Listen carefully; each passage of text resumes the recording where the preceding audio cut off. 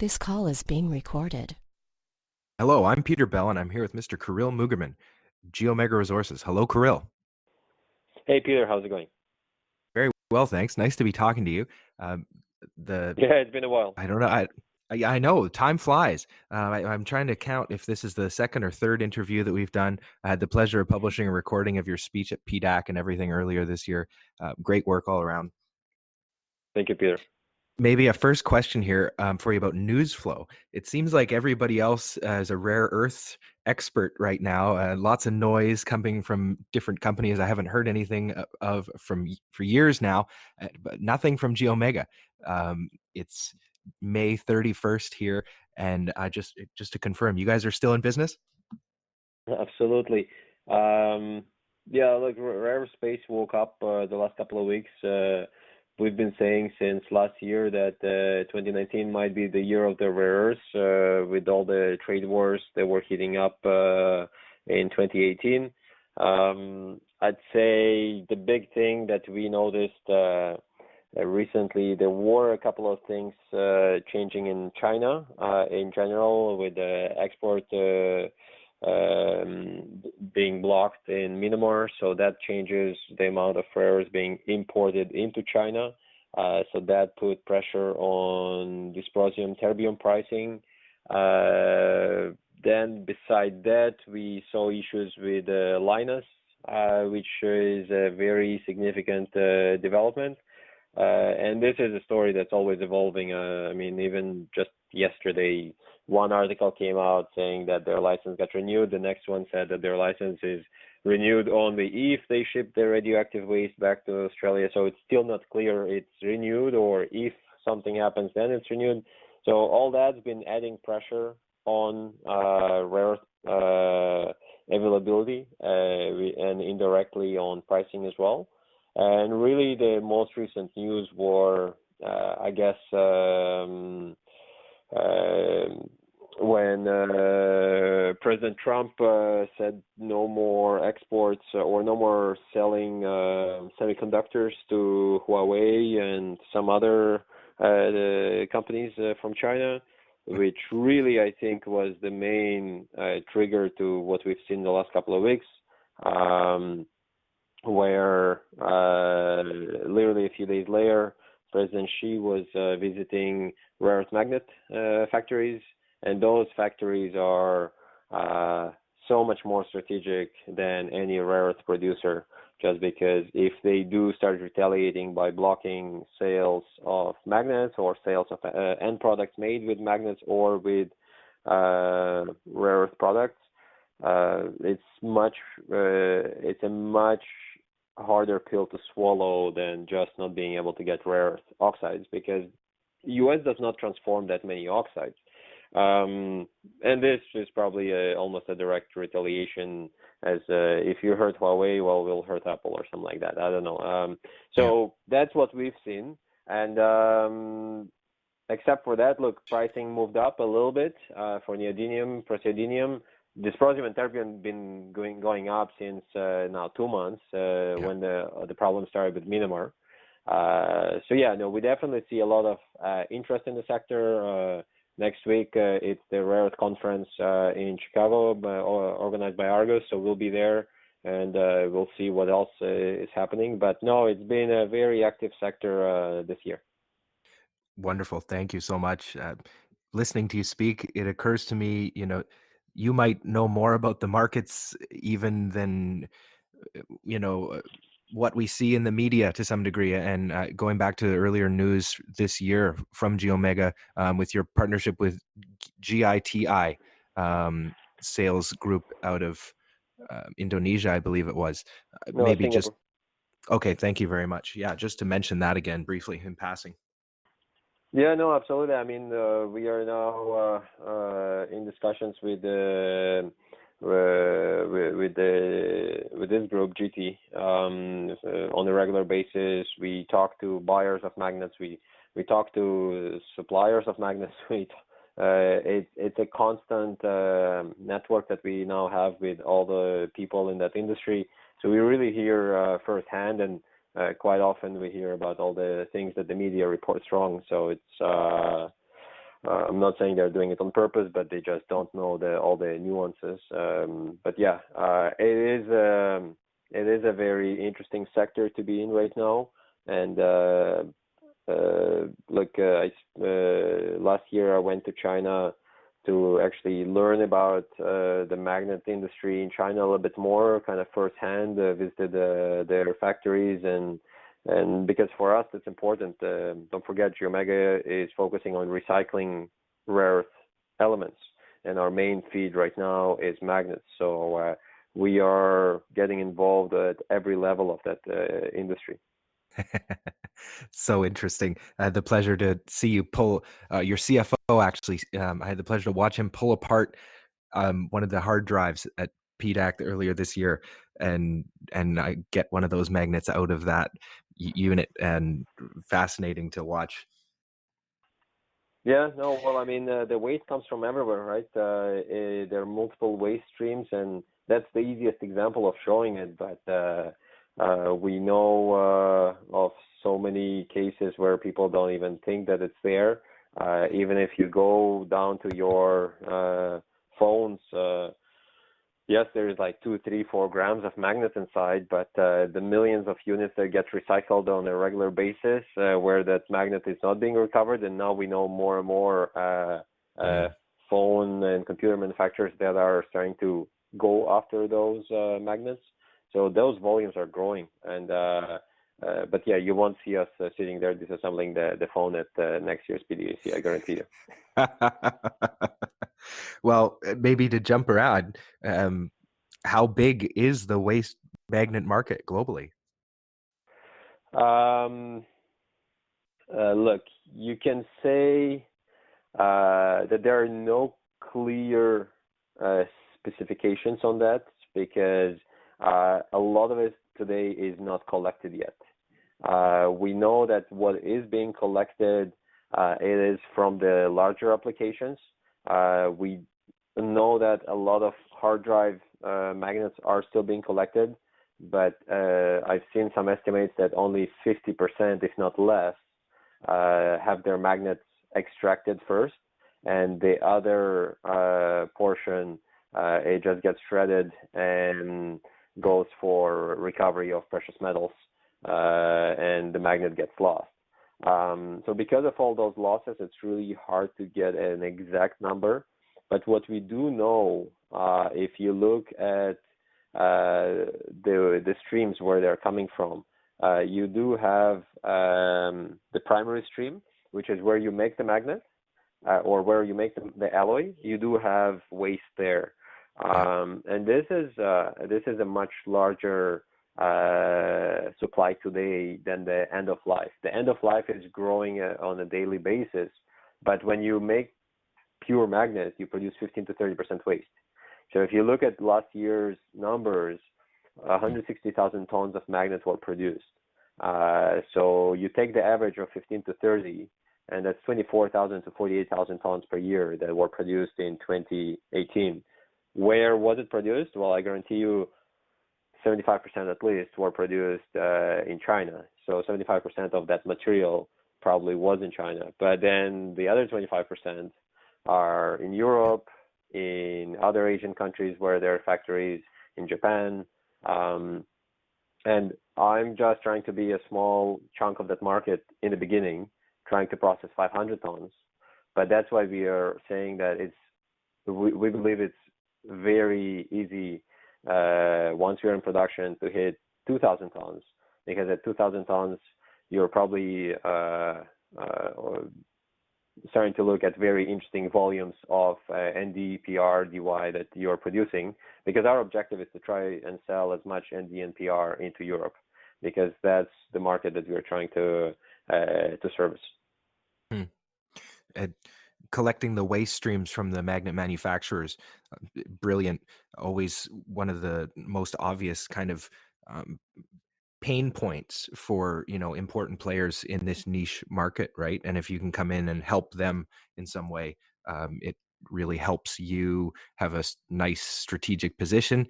And as I've seen you talk about publicly too, the years spent on R&D is a bit of an economic moat there as well.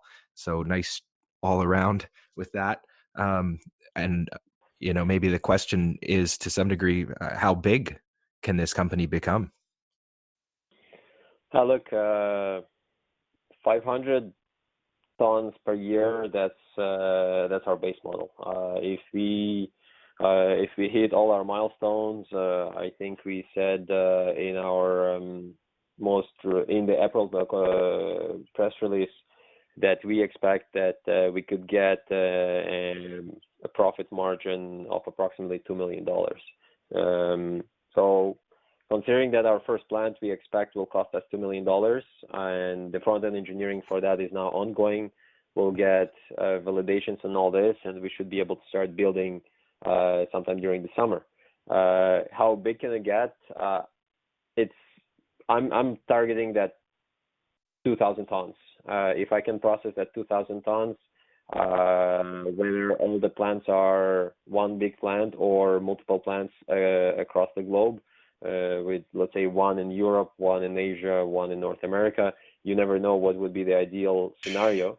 But if you do that, you can easily look at $40-50 million in sales per year. And because the way we were estimating everything was done based on the pricing before we started seeing the corrections over the last couple of weeks. So if you price them in, you'll start seeing quite good sales numbers. Yeah, that's another favorite part of my understanding of this story here, which is just that the economics, the guidance that you provided here from Inord, right? Non 43101 economic guidance there in company news releases. 43101 is for a natural resource, something that's coming out of the ground. So if you are extracting, or if you are saying here are the sales for a project for something that I will remove from the ground and sell, in that case you do need the 43101 on it. So there are different regulations for that. But actually, to answer the other part of your question, how big can it get? This is the business model that we are presenting right now. This is specifically for just magnet recycling. Since we've been very active over the last 6 months in demonstrating that our technology works, we've been approached by several groups who have been offering us other different kinds of feeds. Some have a bit rares, but other strategic metals. So we've been looking at all those situations, and we know already that our technology applies to some feeds that for now we are not disclosing because we don't own them, but we know that there are other applications to our technology which could drive this company, the revenues in this company significantly in the future. So there are several applications that, as you'll see, that once we start building the first plant, we'll probably start spending a little bit more time on those other side avenues, which could bring a lot of potential to the company. Wonderful. Yeah. Thank you. I'd wondered about the strategic plan with all the noise out there, if there was any reason for you to, undertake a drastic change really in the priorities for the company, or if new opportunities were kind of presenting themselves to you with all this stuff going on. New opportunities present themselves every month. People come across specialty metals or so many different projects that they just contact us and they ask if we can process it. So there's always something that's being presented. Because of all the noise changing the model, no. The faster that we have a transformation industry of rare earth elements in Canada through what we are doing right now, the faster that GeoMegA or anybody else would be able to justify building a rare earth mine. I believe for us it would be a major advantage having the processing capacity and then starting in the future developing our mine. Our project, the Montville project. So everybody knows how big that project is. We published the 43101 on it, resource estimate. The size is just unbelievable. But it's going to be so much easier to develop it when you are not at the mercy of the Chinese buyer. but when you can actually do everything in-house. Yeah, yeah. And the vision that goes along with that is pretty impressive, right? We're talking years and years and decades out, potential economic impacts really here.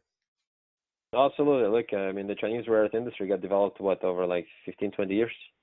It Yeah, takes time. brilliant. And knowing your background as a financial analyst, I wonder, a financial analyst focused on rare earths during the last bubble, even. I wonder any lessons learned from that time and how it might be, shaping your choices as CEO today. Well, the approach that we have with GeoMegA on going after the transformation technology first and the mine second is something that became one of my biggest conclusions as an analyst. I used to cover a couple of projects. I won't necessarily name them. And for me, I like the project and the potential mining development, but at the end of the day, you have to remember in industrial minerals, whether it's rare earths, graphite, lithium, the chances of being bought out by a major are very, very slim. So Yeah. you have to look carefully at who is going to get built. So it's a question of being able to raise the money. It's a question of being able to deliver on the technology. We've seen countless examples of companies coming up with new technologies, building a pilot plant, but then going straight to the mine, and they run out of cash because somehow it's 10 times more expensive or 5 times more expensive. Situations where people need to raise $2 billion. Well, I mean, it's really not that easy to raise $2 billion. So as an analyst, my focus was you need to be a realist. What can be built? What is the strategic implication of all this? Because if we are all waiting for every single rare earth junior or graphite junior or lithium junior to be bought out by a car manufacturer, we might be waiting for a while. Yeah, absolutely. Thank you very much. Ugh, scary thoughts here. I've spent some time digging through some of the old financials from the various Canadian rare earth juniors recently, and it's been a sobering experience. I look forward to doing more of that. Keen at some point to dig through the GeoMegA financials in some detail and try and get a sense of what was done when and when you came in and how your leadership might have changed direction and everything. Um, Really glad to see you in the leadership role there now. Yeah, no, thanks. Well, financials are very important. Many people neglect that, but you definitely have to look at where the money is being spent, how the money is being spent, what are the salaries, what are the bonuses, and all that stuff. Many people complain about options, but I always complained about salaries that oblige the company to raise money at least once a year, because otherwise they cannot operate. So no, very important to keep an eye on how the management spends money, how much goes into the process or into the actual business versus how much goes to pay the management salary. Board salaries as well. I've seen horrible examples. So yeah, no, it's very important to review the document. Maybe a personal question too. I'd ask about your life story briefly, if I could. Super briefly, I was born in Russia.